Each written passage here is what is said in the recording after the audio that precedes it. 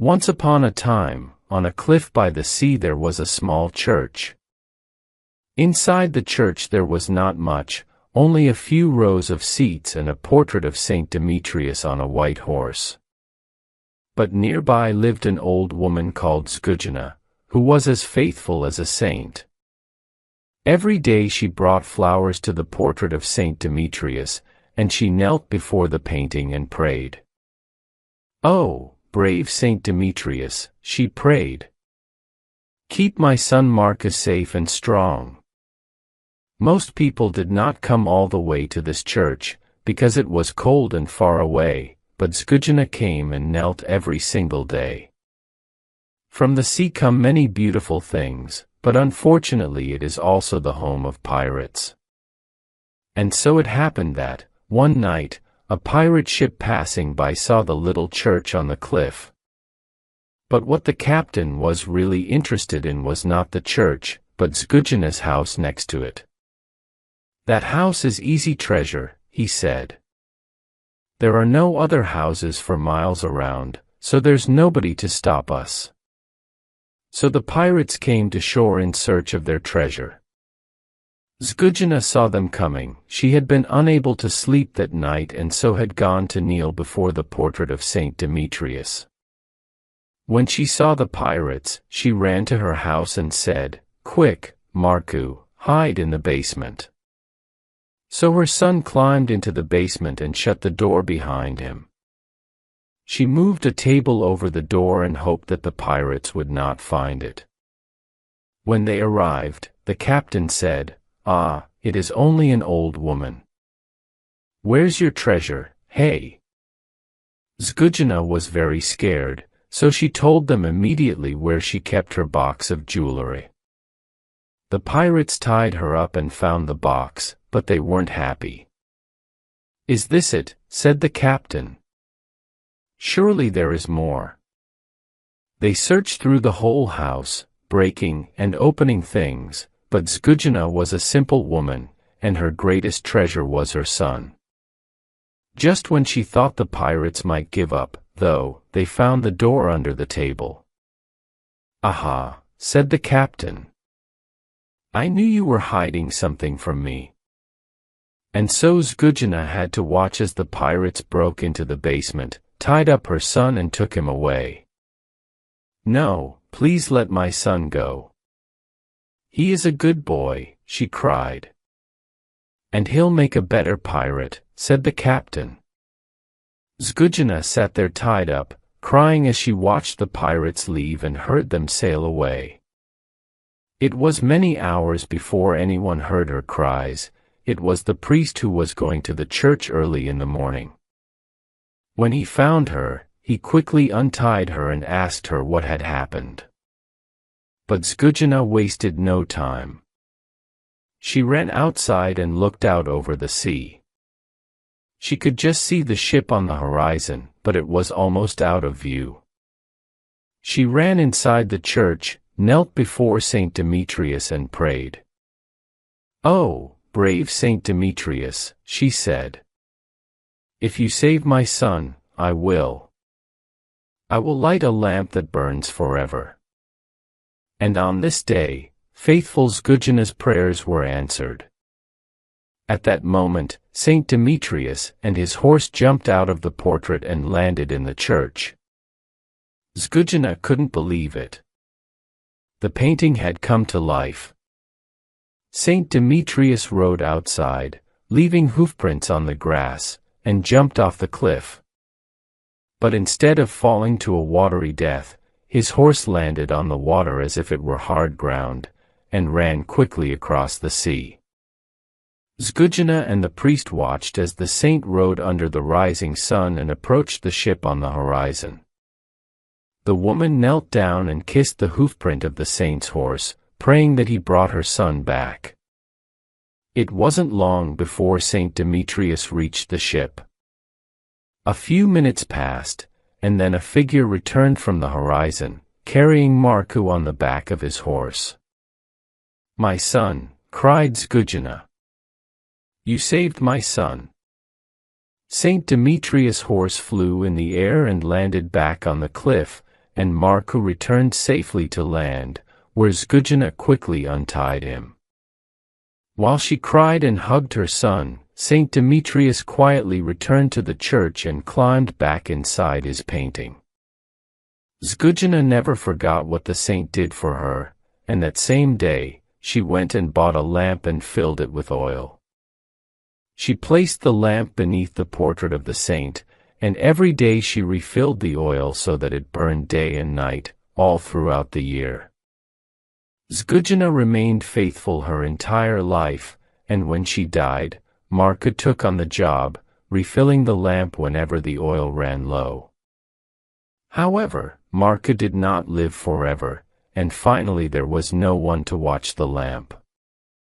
A few days after Marko's death, there was a strong earthquake in that region, and part of the cliff broke away and fell into the sea, along with most of the church. With the earthquake, Zgudjana's lamp finally went out. At least, that was what people thought.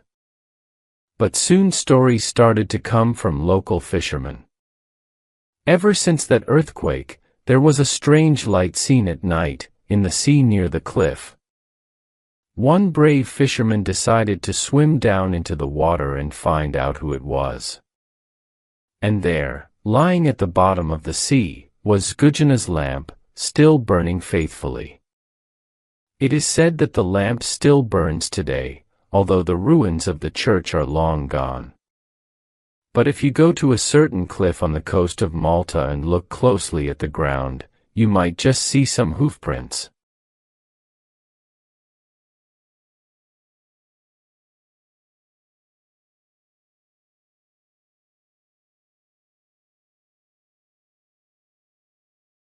A long time ago, a little boy called Igor lived with his mother and father in a small house which was made of wood.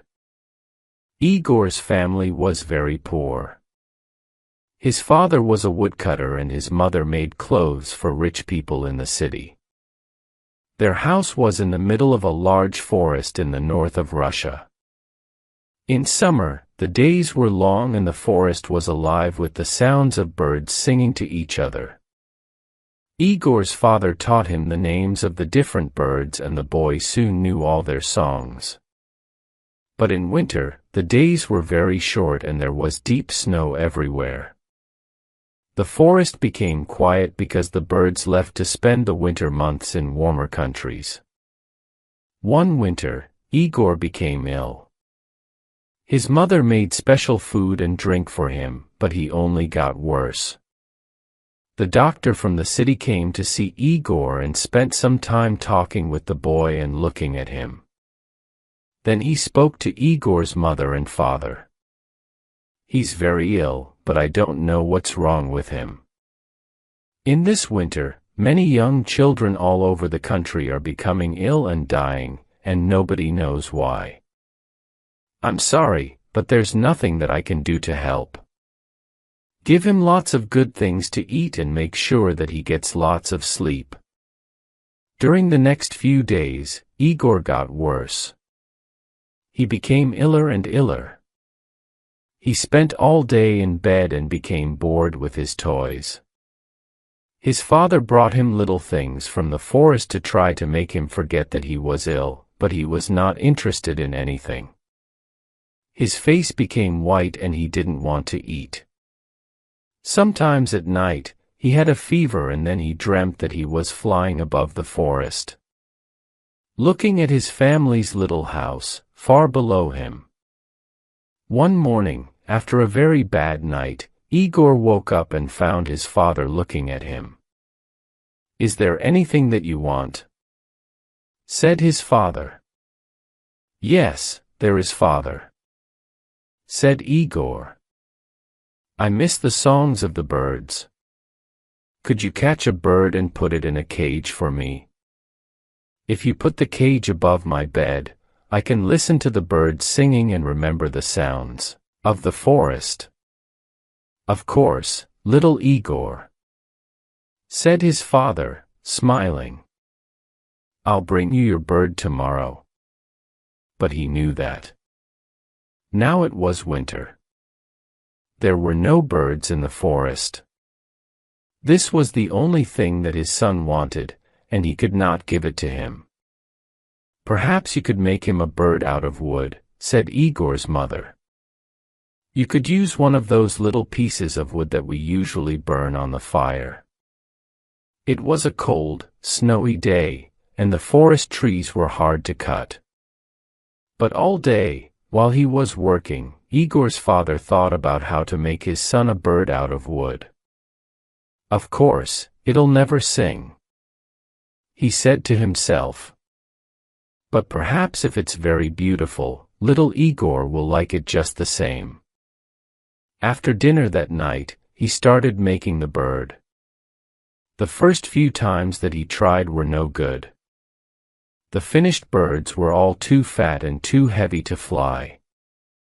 He put them one by one on the fire and held his head in his hands. It was now the middle of the night, and outside, more snow was falling. Then he suddenly said to himself, "I know, the bird needs to be just 2 pieces of wood. If I cut the wood carefully, the bird can have real feathers." First, he took a piece of wood for the head, body, and tail. He began with the tail, cutting the wood into feathers with his right hand. Then, with his left hand, he smoothed out the feathers. Then he was happy with the tail.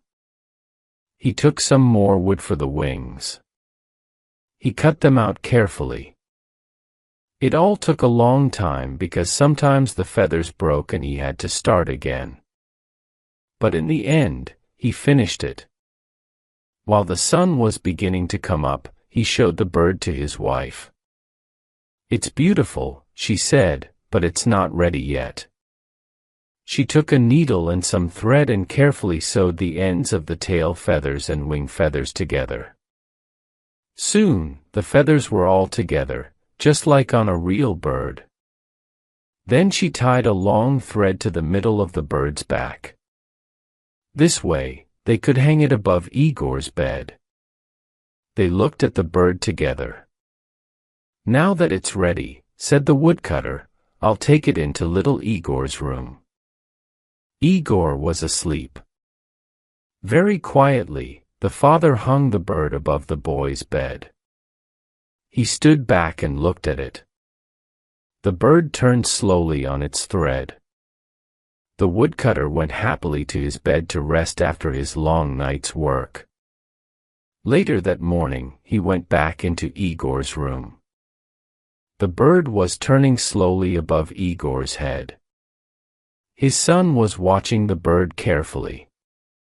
There was a light in his eyes for the first time in many weeks. "It's beautiful, father," said Igor. "Thank you. But I've never seen a bird like it before in the forest." "What's it called?" "That's a good question. I'll find out and tell you later." The next morning, when the woodcutter went into his son's room, he found the boy sitting up in bed, trying to touch the bird. The last time that Igor sat up in bed was many weeks ago, he thought. "So, what's it called, father?" the boy asked. "I'm still not sure," his father replied. That night, Igor's father went into his son's room and he quietly made the thread a little shorter. Now the bird was hanging a little higher above Igor's head. 3 days later, he found Igor kneeling on the bed, trying to touch the bird. His hand was very near it. "Have you decided on the name of my bird, father?" Igor asked. "Not yet, my son. I'll tell you later," his father replied. Again, the father went at night into his son's room and put the bird a little higher. 5 days later, Igor was standing on the bed and nearly touching the bird. "Father, help me. I want to make it go round," he said. "Go on trying. It's not as high as you think." replied his father. And when will you tell me its name? Very soon, my son, replied the father. 7 days later, Igor's father was cutting wood when he heard strange sounds coming from the house. He ran quickly to his son's bedroom. Igor was jumping up and down on his bed, laughing. Above his head, the bird was going round very fast. Look, father. I touched the bird, shouted Igor happily. Now, please tell me. What's its name? It's called the bird of happiness, his father replied. And his mother, standing at the door, smiled to see her young son so full of life once more.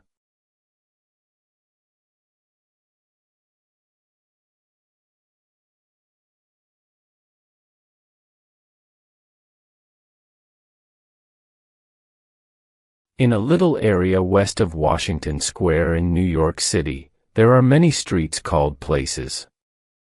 Artists soon discovered these places and began living there. They liked the cheap rents and the old addicts. This area became a colony of artists, and it was called Greenwich Village. Sue and Johnsy had their studio at the top of a brick building. Johnsy was Joanna's nickname, and she was from California. Sue was from Maine. They met at an eating place and became best friends. In May, they opened an artist's studio together. In November, a cold invisible stranger came to the colony. She was called him Pneumonia. He touched a good number of artists with his cold finger, including Johnsy. Poor Johnsy. She was a thin little woman, and she lay quietly in her bed. She looked outside the window at the brick wall of the house in front of her. One morning, a busy doctor examined Johnsy and measured her temperature. Then he went into the hall and talked to Sue. She has about 1 chance in 10, he said, as he looked at the thermometer. She must want to live. Your friend doesn't want to get well. Does she think about anything special? Does she have a sweetheart? No, she doesn't have a sweetheart. But she wants to paint the bed Naples one day. Well, I will do everything I can to help her. But when a patient begins to count the carriages in her funeral procession, then science and medicine can do very little. The doctor left, and Sue went to her room and cried a lot. After a while, she walked cheerfully into Johnsy's bedroom. She had her drawing paper and pencils in her hand. Johnsy lay in bed and did not move. She's probably sleeping, Sue thought, and she began to draw a picture. She drew an Idaho cowboy with elegant riding trousers. It was an illustration for a magazine story. Young artists often draw illustrations for magazine stories to make some money. Suddenly, she heard a strange sound and went to Johnsy's bed. Her eyes were open now. She was looking out of the window and counting. 12, she said, and then 11, 10, 9. And then 8, 7. Sue looked out of the window too. What was Johnsy counting? There was only the brick wall of a building with an old ivy vine on it. It was autumn, and only a few leaves remained on the ivy vine. What is it, dear? Asked Sue. 6. Whispered Johnsy. They're falling faster now. 3 days ago, there were almost 100. There goes another one. There are only 5 now. 5 what, dear? Asked Sue. Leaves on the ivy vine. And the last leaf falls. I must go too. Didn't the doctor tell you? What nonsense, said Sue. Don't be silly. You'll get roll soon. Drink some hot soup now. I must finish this drawing and sell it to the magazine. I need money to buy good food for us. No. I don't want any soup, said Johnsy. She looked out of the window and said, There goes another leaf. Now there are 4. I want to see the last one fall. Then I'll go too. Johnsy, dear, said Sue. Close your eyes and don't look out of the window, please. Tell me when you finish drawing, Sue. I want to see the last leaf fall. I'm tired of waiting. Sleep a little now, said Sue. I must go and call Berman. I need a mod of my drawing. I'll be back in a minute, said Berman was a painter. He lived downstairs in the same building and he liked Sue and Joanna. He was about 60 years old, had a long white beard and drank too much. Old Berman was not a good or successful artist. Sue found him in his dark little room. In one corner of the room, there was an old white canvas with nothing on it. Johnsy is very ill with pneumonia. She doesn't want to get better. She has some strange ideas and wants to die when the last leaf on the ivy vine falls. I'm scared and I don't know what to do. Old Berman started crying and then said with his German accent, What nonsense. She wants to die because leaves fall off an ivy vine. What foolishness. Poor little Miss Johnsy. Sue was sad and silent. Then she looked at Berman and said, I need a model for one of my drawings.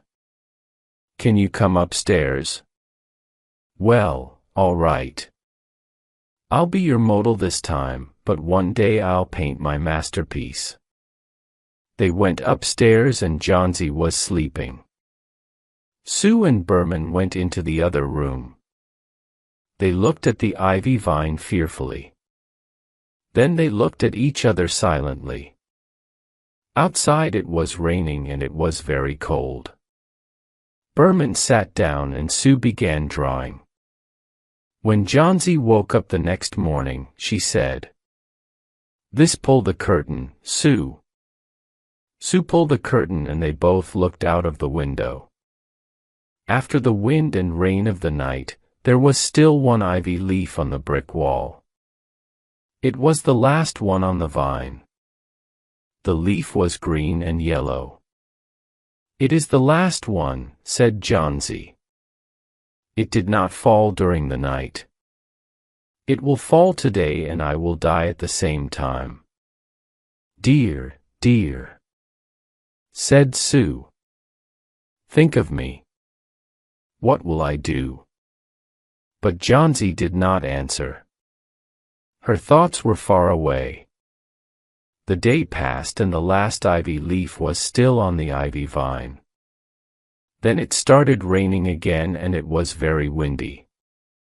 The next morning, Johnsy looked for the last ivy leaf. It was still on the vine. She looked at it for a long time.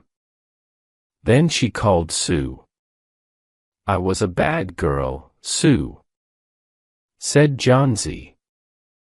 That last leaf showed me that I was bad. I wanted to die and that was very wrong.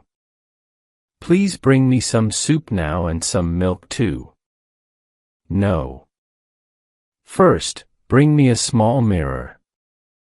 An hour later, she said, Sue, one day I will paint the Bay of Naples. The doctor came in the afternoon and Sue spoke to him in the hall. Now she has 5 chances in 10. She must eat well and rest and she'll get better. And now I must see another patient downstairs. I think his name is Berman and he's an artist. He has pneumonia too. He is an old, weak man and there is no hope for him. He must go to the hospital today. He will be more comfortable there. The next day, the doctor came again. Johnsy is out of danger. Good food and good care. That's all, he said to Sue. And that afternoon, Sue sat on Johnsy's bed and said, I must tell you something, Johnsy. Mr. Berman died of pneumonia today in the hospital. The janitor found him a few days ago in his room. He was very ill. His shoes and clothes were wet and very cold. The janitor found a lantern, a ladder, some paintbrushes, and some green and yellow paints. Don't look out of the window, dear. At the last ivy leaf on the vine. It never moved when it was windy. Hot Johnsy, it's Berman's masterpiece. He painted it on the wall the night the last leaf fell.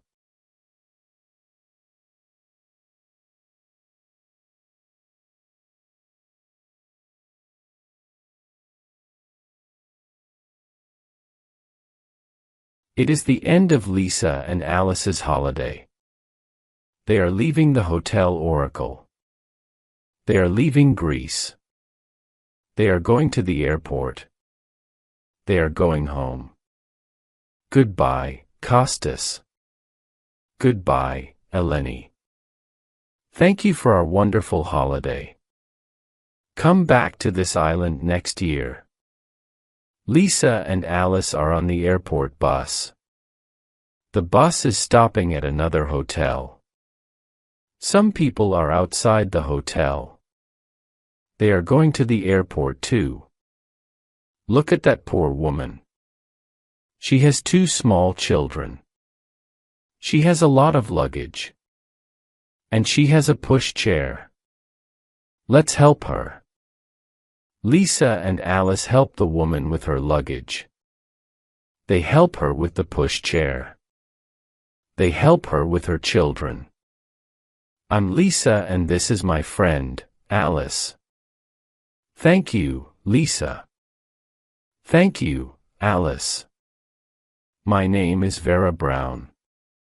My children's names are Peter and Helen. I'm very worried. My husband is ill. He is in England. I must go to him. I'm going home. That's very sad news. I'm sorry, Vera. We're going to England too. We'll help you. Lisa and Alice are on the plane. Vera is on the plane too. She is sitting with her children. Look at this newspaper. Do you remember this painting? Yes. It's a painting from the island's museum. The artist is French. He's a famous French painter. The passengers are leaving the plane. Here we are in England, Vera. We'll help you at the airport. Thank you. You are very kind. Lisa, Alice, and Vera are in the airport.